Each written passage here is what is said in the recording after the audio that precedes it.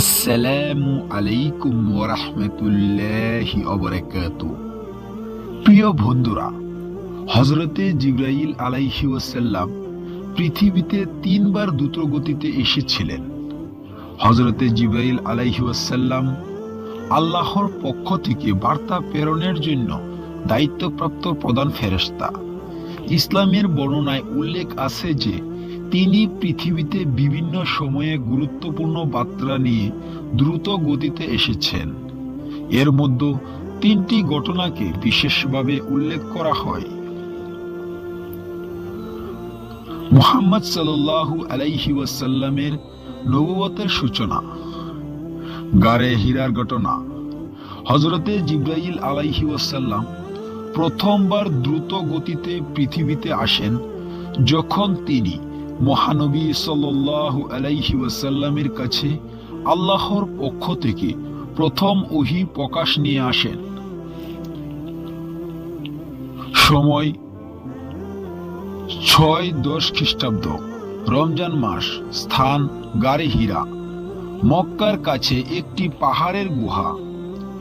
ওহীর বাণী, পড়ো তোমার প্রভুর নামে যিনি সৃষ্টি করেছেন।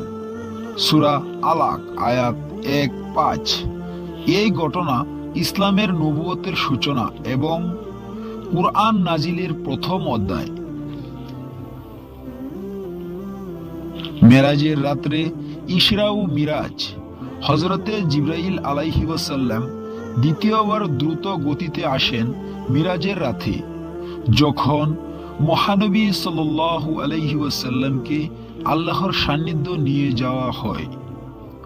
সময় নবুয়তের 10ম বছর। ভূমিকা, তিনি মহানবী সাল্লাল্লাহু আলাইহি ওয়াসাল্লামকে প্রথম বুরাক নামক বিশেষ বাহনে করে মক্কা থেকে বাইতুল মুকাদ্দাসে জেরুজালেম নিয়ে যান। এরপর সিদরাতুল মুনতাহা পর্যন্ত তার সঙ্গী হন। এ রাতে মহানবী সাল্লাল্লাহু আলাইহি ওয়াসাল্লাম 5 ওয়াক্ত নামাজের হুকুম লাভ করেন। বদর যুদ্ধের সময়। বদর যুদ্ধে হযরত জিবরাইল আলাইহি ওয়াসাল্লাম দ্রুত গতিতে পৃথিবীতে আসেন মুসলমানদের সাহায্য করার জন্য। সুবহানাল্লাহ। সময় হিজরতের 2য় বছর। ভূমিকা, বদর যুদ্ধ ছিল ইসলামের প্রথম বড় যুদ্ধ। আল্লাহর নির্দেশে হযরতে জিবরাইল আলাইহি ওয়াসাল্লাম ফেরেশতাদের একটি দল নিয়ে মুমিনদের পক্ষ থেকে যুদ্ধ করেন। সুবহানাল্লাহ। কুরআনে বলা হয়েছে, তোমাদের সাহায্য করার জন্য 3000 ফেরেশতা পাঠানো হয়েছে। সূরা আল ইমরান আয়াত 124 এবং 125। এই যুদ্ধে মুসলমানরা অলৌকিক বিজয় অর্জন করেন। হযরতে জিবরাইল আলাইহি ওয়াসাল্লাম পৃথিবীতে দ্রুত গতিতে এসেছেন আল্লাহর গুরুত্বপূর্ণ আদেশ ও বার্তা পৌঁছে দেওয়ার জন্য। বিশেষত নবুয়তের সূচনা, ইসলামের বিধান প্রতিষ্ঠা এবং মুসলমানদের সহায়তা করার জন্য তার আগমন ছিল একান্ত গুরুত্বপূর্ণ। তিনি আল্লাহর নিকটবর্তী এবং তার আদেশ পালনে সর্বদা প্রস্তুত ছিলেন। হযরতে জিবরাইল আলাইহি ওয়াসাল্লামের ডানার সংখ্যা সম্পর্কে বিশদ বর্ণনা ইসলামী বর্ণনায় পাওয়া যায়। তিনি আল্লাহর পক্ষ থেকে প্রেরিত প্রধান ফেরেশতা এবং তার সৃষ্টির বিশেষত্ব অসাধারণ। হযরতে জিবরাইল আলাইহি ওয়াসাল্লামের ৬৬টি ডানা রয়েছে। বিভিন্ন হাদিসের মাধ্যমে জানা যায় যে হযরত জিবরাইল আলাইহি ওয়াসাল্লামের ৬৬টি ডানা বা পাখা রয়েছে। হাদিসে উল্লেখ আছে, মহানবী সাল্লাল্লাহু আলাইহি ওয়াসাল্লাম বলেছেন, আমি হেরার গুহায় জিবরাইলকে দেখেছি। তার ৬৬টি ডানা ছিল। প্রতিটি ডানা আকাশের প্রান্ত পর্যন্ত বিস্তৃত ছিল এবং সেগুলো থেকে বিভিন্ন রঙের মুক্তা ও রত্ন ঝরছিল। সহিহ বুখারী ও সহিহ মুসলিম।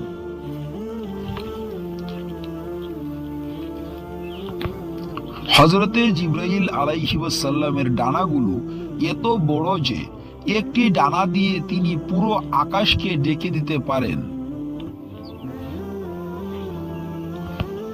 তিনি আল্লাহর নির্দেশে একবার সরুম ও গুমরাহ শহর লূত আলাইহিস সালামের জাতি ধ্বংস করতে পুরো শহরকে একটি ডানায় তুলে আকাশে নিয়ে গিয়ে মাটিতে আছড়ে ফেলেন। তার ডানাগুলো থেকে ঝরে পড়া রত্ন ও আলো তার সৃষ্টির সৌন্দর্য এবং আল্লাহর শক্তির নির্দেশন প্রকাশ করে। জিবরাইল আলাইহিস সালাম সাধারণত তার প্রকৃত রূপে দেখা দিতেন না, কারণ তা মানুষের পক্ষে সহ্য করা কঠিন। তিনি প্রায়ই মানব রূপে আসতেন, যেমন দহিয়া আল কালবি নামে একজন সাহাবীর রূপে।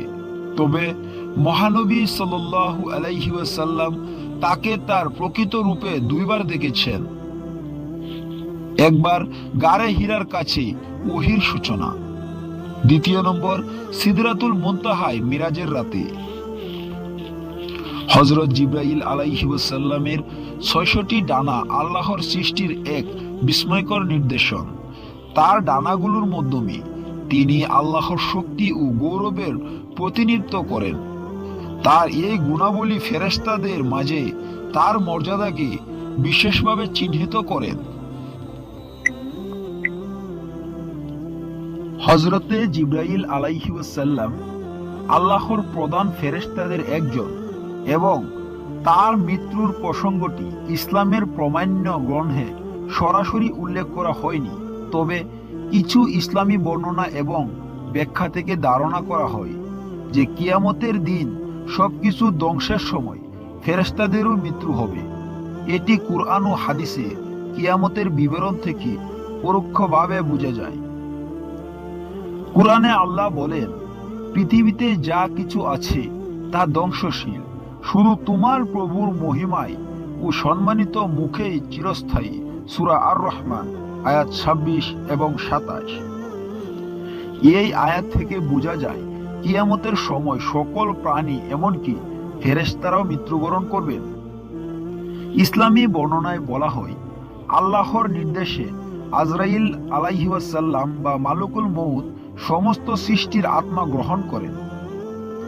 ফেরেশতাদের মৃত্যুর বিষয়টি একাধিক তাফসীর ও ইসলামী বইয়ে আলোচিত হয়েছে। হযরতে জিবরাইল আলাইহিস সালাম যেহেতু ফেরেশতাদের একজন, তাই অনুমান করা হয় তার জান কবজ করার জন্য আজরাইল আলাইহিস সালাম আদিষ্ট হবেন। এ ঘটনা এমন এক সময় ঘটবে যখন কিয়ামতের সিংহা সুরফুক দেওয়ার মাধ্যমে সৃষ্টির প্রতিটি জীব ধ্বংস হয়ে যাবে। সর্বপ্রথম সাধারণ প্রাণীদের জান কবজ করা হবে, এরপর একে একে সমস্ত ফেরেশতা এমনকি আল্লাহর কাছাকাছি থাকা ফেরেশতারাও, যেমন জিবরাইল আলাইহিস সালাম, মিকাইল আলাইহিস সালাম, ইসরাফিল আলাইহিস সালাম, তাদের জান কবজ করা হবে। সর্বশেষে মালাকুল মউত নিজেও মৃত্যুবরণ করবেন। আল্লাহু আকবার। হযরতে আজরাইল আলাইহিস সালামের জান কবজের প্রক্রিয়া সরাসরি কুরআন বা সহিহ হাদিসে উল্লেখ, তবে ইসলামী শিক্ষায় বোঝা যায়। মহান আল্লাহ তাআলা আমাদের যেন সঠিক বুঝার এবং জানার তৌফিক দান করেন। আল্লাহুম্মা আমিন।